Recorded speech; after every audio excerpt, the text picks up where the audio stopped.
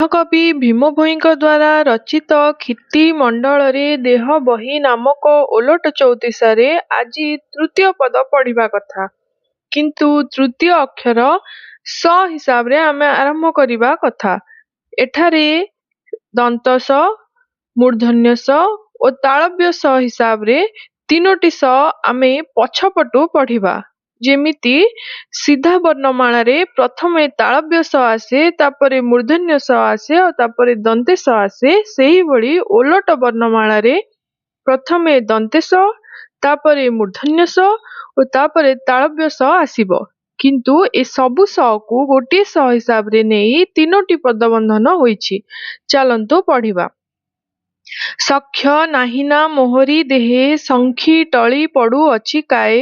ସମ୍ଭାଳି ନୋହୁଛି ଅକାଳ ବିପତ୍ତି ସ୍ୱାମୀ, ନିବାର ହୃଦରୁ ଭୟେ ହେ ଶ୍ରୀଗୁରୁ। ଦ୍ୱିତୀୟ ସ।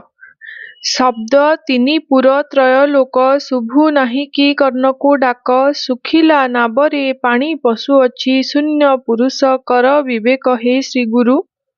ତୃତୀୟ ସ।